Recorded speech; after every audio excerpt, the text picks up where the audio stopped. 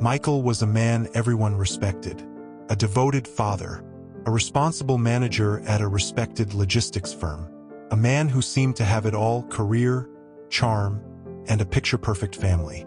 His wife, Grace, was the quiet pillar behind his rise. Intelligent, composed, the kind of woman who didn't speak much but noticed everything. They had 2 young children who adored their father, and from the outside, their home glowed with stability and love. But the walls of that home were whispering. For months, Grace had been feeling the shift. Michael became distant. The smiles got shorter. The affection became scheduled, if not entirely absent. He started locking his phone, coming home late, offering explanations that didn't quite add up. One night, as he slept, Grace reached for his phone. It buzzed quietly with a notification. She hesitated, her heart pounding. "I miss you already," face blowing, "a kiss, can't wait to see you again." The message hit her like cold water down her spine. Attached was a picture of a woman, Jessica, young, stylish, with the kind of beauty that made Grace suddenly aware of her own tired eyes, her undone hair, the stretch marks that came with motherhood. Grace didn't cry. She didn't scream. She simply turned the phone off and placed it back. But inside her, something snapped. Not into rage, yet, but into clarity. She began to follow him. Quietly, strategically, she checked his emails, his GPS, and on a rainy Friday evening, her suspicions were confirmed. She watched from across the street as Michael kissed Jessica outside her apartment. It was no accidental affection. It was the kiss of familiarity, of habit. That night, Grace waited until Michael returned home. He stepped into the living room, surprised to see her still awake. "We need to talk," she said coldly. He looked at her, stiffening. He said nothing. "You're cheating on me." He swallowed, eyes darting, caught. "Grace, listen." "With Jessica," she added. He sat down slowly, defeated. "It's not what you think." "No, it's exactly what I think," she said. "And more." For the first time in their marriage, Grace didn't raise her voice. She didn't cry. She simply stood up and walked out of the room. Michael was too relieved to question why she didn't explode. He didn't realize. The calm was more dangerous than the storm. Jessica was 29, a real estate agent with a bright future, a bright smile, and a dangerous hunger for excitement. She knew Michael was married. He had never lied about it, but he painted a picture of a cold, distant wife, of a loveless home, of a marriage long dead. Jessica believed him, or maybe she didn't care. She loved the thrill, the secrecy, the attention. So when Grace showed up at her office one day, uninvited, Jessica was stunned. Grace was calm. Grace was elegant. "You're sleeping with my husband," she said quietly. Jessica didn't flinch. "And you think coming here will make me stop?" "I came here to give you a warning," Grace said, voice like ice. "He has a family, 2 children who don't deserve this." Jessica stood up. "Then tell him to stay home." For a moment, their eyes locked, and what passed between them wasn't just anger. It was war. Grace left without another word. But Jessica laughed as she watched her walk away. "She's just jealous," she told herself. What she didn't realize was, jealousy wasn't the problem. It was knowledge. Michael had always lived with a shadow over him: chronic asthma.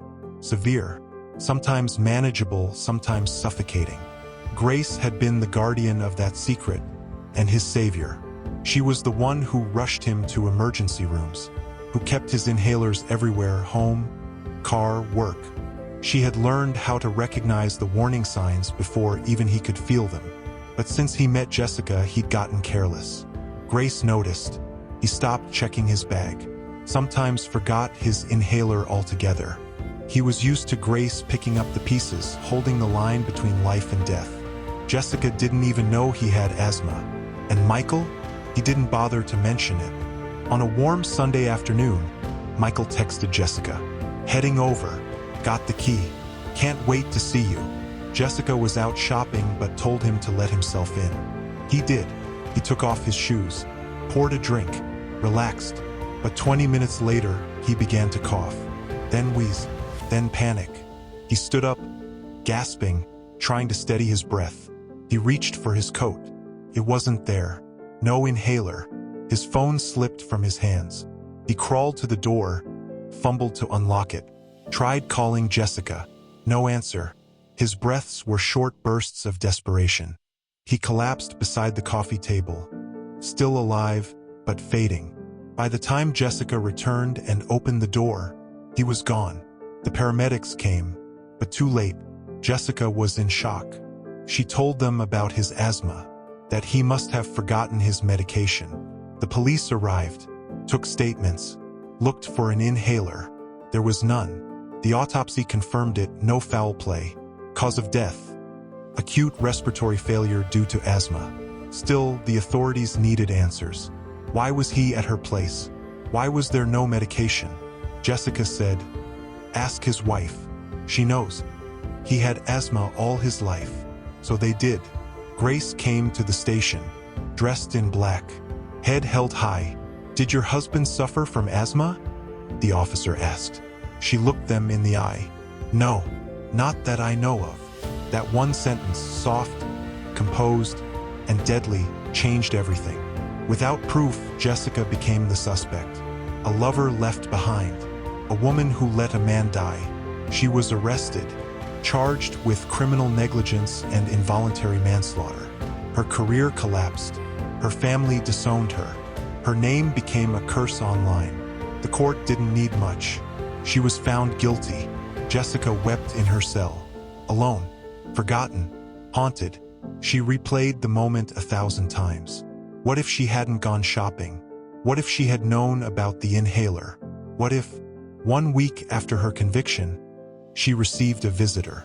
Grace, dressed impeccably, hair sleek, red lipstick, a calm smile. Jessica was escorted to the booth. She hesitated, picked up the receiver. Grace stared at her, then leaned forward and whispered, "You want to know a secret?" Jessica said nothing. Grace's smile grew colder. He had asthma. His whole life. Jessica's blood turned to ice. "You lied," she said, voice shaking. "No," Grace replied. "I chose not to speak. That's different." Jessica slammed her fist on the table. "You killed him." "No," Grace said softly. "You just didn't save him. And now the world agrees." She stood up and walked away. But she came back, again and again, once a month, each time with a story, a taunt, a reminder. "Your face makes me feel better," Grace said once. "I see your pain, and I heal a little more." Jessica lost weight, lost sleep, lost hope. She now lived a life sentenced by silence. Grace never remarried, never told her children the full story. But deep down, she knew. She hadn't just buried her husband. She buried the man who betrayed her and the woman who mocked her. And she did it without lifting a finger. Because sometimes the sharpest weapon isn't a knife. It's a truth withheld, a breath denied, and a silence that screams guilt, even when you're innocent.